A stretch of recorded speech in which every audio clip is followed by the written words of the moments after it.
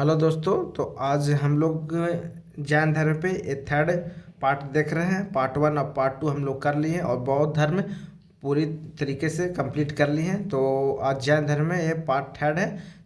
तो हम लोग स्टार्ट करते हैं। मौर्य काल में जैन धर्म को दो भाग में बांटे बांटे गए थे, ठीक ना।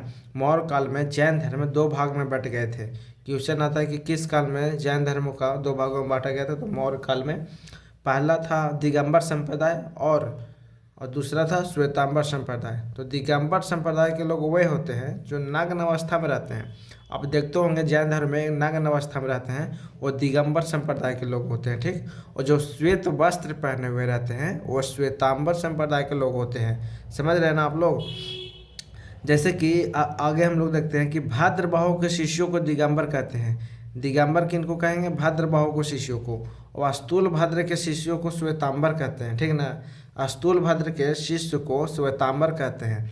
तो एग्जाम्स में क्वेश्चन आता है कि भाद्रबाहु के शिष्यों को क्या कहा जाता है, स्थूल भद्र के शिष्यों को क्या कहा जाता है। तो अगर आएगा भाद्रबाहु के शिष्यों को क्या कहा जाता है तो हम लोग दिगंबर आंसर करेंगे। स्थूल भद्र के शिष्यों को आया तो श्वेतांबर आंसर करेंगे, ठीक। तो आगे देखते हैं हम लोग कि महावीर स्वामी की मृत्यु के पश्चात श्वेतांबर संप्रदाय के आचार्यों ने आगम ग्रंथों की रचना की। मतलब आगम ग्रंथों की रचना की। आगम ग्रंथ मतलब बोल सकते हैं कि धर्म ग्रंथों की रचना की आचार्यों ने, ठीक। तो महावीर स्वामी के मृत्यु के पश्चात श्वेतांबर संप्रदाय के लोग श्वेतांबर संप्रदाय के आचार्यों ने आगम ग्रंथों की रचना की थी, ठीक। आगम ग्रंथ मतलब धार्मिक ग्रंथ बोल सकते हैं। भाद्रबाहु ने, यहाँ पे ने पढ़िएगा। भाद्रबाहु ने कल्प सूत्र को संस्कृत में लिखा, ठीक। आता है कि कल्प सूत्र को संस्कृत में किसने लिखा था? तो भाद्रबाहु ने, ठीक। भाद्रबाहु, जिसमें तीर्थंकरों का जीवन चरित्र का वर्णन मिलता है। जिसमें तीर्थंकरों का जीवन चरित्र का वर्णन मिलता है। ये सब एग्जाम्स में क्वेश्चन रिपीट होता है। तो हम लोग इस चीज़ को एकदम पूरे डिटेल में शॉर्ट नोट्स बना के पूरे टॉपिक को हम लोग कंप्लीट कर रहे हैं, ठीक ना। तो आप ध्यान देके आप इस सब शॉर्ट नोट्स को देखते जाइए। एग्जाम्स में देखिएगा, बहुत हेल्प करेगा, ठीक। तो हम लोग कहाँ हैं कि भाद्रबाहु ने कल्प सूत्र को संस्कृत में लिखा, जिसमें तीर्थंकरों का जीवन चरित्र का वर्णन मिलता है, ठीक ना। अब देखते हैं हम लोग जैन धर्म के त्रिरत्न। जैसे कि बौद्ध धर्म में त्रिरत्न देखे थे, तो वैसे जैन धर्म में त्रिरत्न देख रहे हैं हम लोग। जिसको पहला है सम्यक दर्शन, दूसरा है सम्यक ज्ञान, सम्यक आचरण, ठीक ना। तो सम्यक दर्शन मतलब हम दर्शन का मीनिंग पहले ही बता चुके हैं। सम्यक आचरण और सम्यक ज्ञान और सम्यक दर्शन का मीनिंग पहले देख चुके हैं। तो सम्यक दर्शन का मतलब होता है वास्तविक ज्ञान। सम्यक ज्ञान का मतलब होता है सत्य में विश्वास, ठीक। सत्य में विश्वास करना। सम्यक आचरण में मतलब होता है कि सांसारिक विषयों में उत्पन्न सुख दुख के प्रति संभाव, ठीक ना, संभाव। तो हम लोग अब आगे देखते हैं कि प्रमुख जैन ग्रंथ देखेंगे। जैन धर्म में हम लोग अब प्रमुख जैन ग्रंथ देखेंगे। मतलब कि बहुत इंपॉर्टेंट ग्रंथ है। इससे डायरेक्ट क्वेश्चन बनता है और एग्जाम्स में आता भी है। जैसे आचरांग सूत्र में क्या लिखा हुआ है? आचरांग सूत्र में जैन भिक्षुओं के आचार नियम का वर्णन किया हुआ है, ठीक।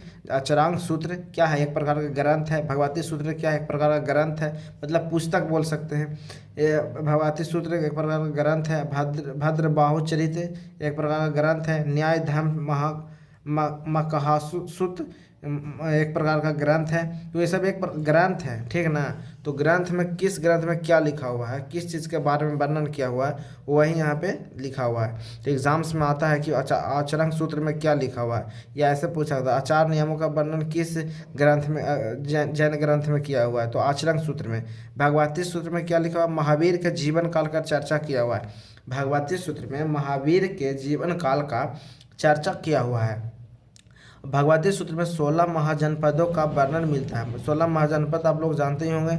अगर नहीं जानते हैं तो आप इस महाजनपद को टॉपिक देखिए, महाजनपद क्या क्या है, कितना महाजनपद है, तो आप लोग को ज़्यादा समझ में आएगा। भगवती सूत्र में 16 महाजनपदों का वर्णन मिलता है। और हाँ, किस चीज़ पर, किसी टॉपिक पे अगर वीडियो चाहिए तो कमेंट में बताएं कि इस टॉपिक पर वीडियो लाइए। उस टॉपिक पर वीडियो लाने का हम प्रयास करेंगे और लाएंगे भी। अगर आप लोग का मतलब कि रहा कि इस चीज़ पर वीडियो लाइए किसी टॉपिक पे, इंटरेस्ट रहा तो उस पर आप कमेंट कर सकते हैं, उस चीज़ को हम वीडियो उस टॉपिक पर लाने का प्रयास करेंगे। भगवती सूत्र में 16 महाजनपदों का वर्णन मिलता है, ठीक। भाद्रबाहु चरित्र, भाद्रबाहु चरित्र मतलब चंद्रगुप्त मौर्य के राजकाल का वर्णन मिलता है, ठीक। भाद्रबाहु चरित्र में क्या मिलता है? चंद्रगुप्त मौर्य के राजकाल का वर्णन मिलता है। न्याय धर्म कहा सूत्र, इसमें क्या है? महावीर के शिक्षाओं का संग्रह है, जितना भी महावीर के शिक्षाओं का संग्रह है न्याय धर्म कहा सूत्र में, ठीक।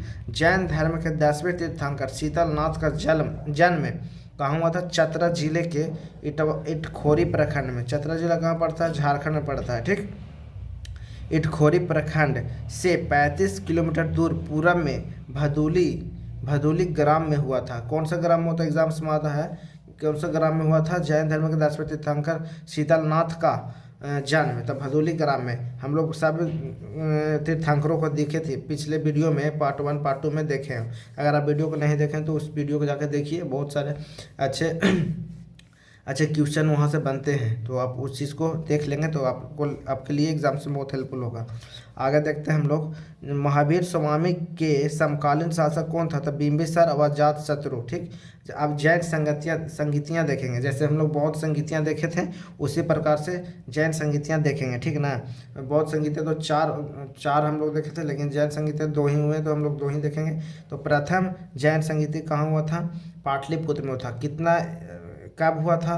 तो 300 ईसा पूर्व में हुआ था, ठीक। स्थान पाटलिपुत्र। एग्जाम्स में सब आता है बहुत क्वेश्चन, तो आप इन सब क्वेश्चन को दिमाग में रखिए, 2-3 बार देखिए, कॉपी में लिखिए, शॉर्ट नोट्स बनाते जाइए और उस चीज़ को देखते रहिए टॉपिक वाइज, तो धीरे धीरे बहुत आसान हो जाएगा, वैसे टॉपिक क्लियर हो जाएगा। नहीं तो एक बार में इतना सारा बहुत भास्ट ये सब का अथी है, तो करना मुश्किल हो जाएगा ना, करना मुश्किल है। बहुत वास्ट सिलेबस है सब, जीके जैसे बहुत है, तो आप एक टॉपिक बाई करते जाइए, टॉपिक वाइज आप क्लियर हो जाएगा, ठीक है, और पता भी नहीं चलेगा।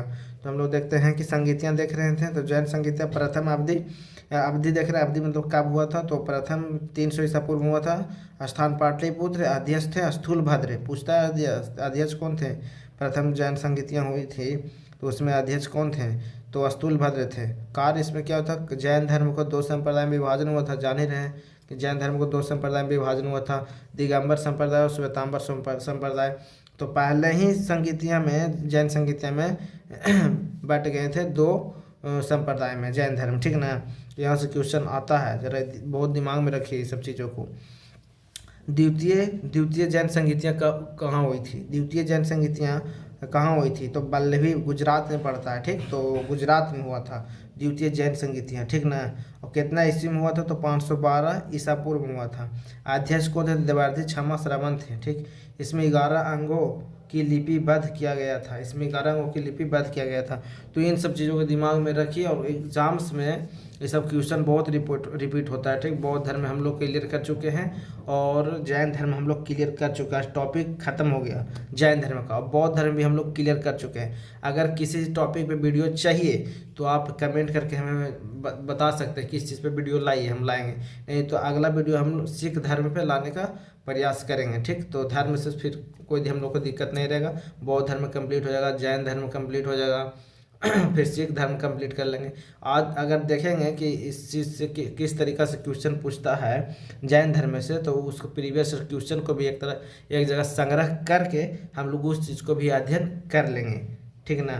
तो आज इस टॉपिक को अगर आप लोग को वीडियो अच्छा लग रहा है तो आप कमेंट करिए और वीडियो को लाइक कर दीजिए और चैनल को सब्सक्राइब कर दीजिए, ठीक है। तो आज यही समाप्त करते हैं सेशन को, ठीक है, ठीक।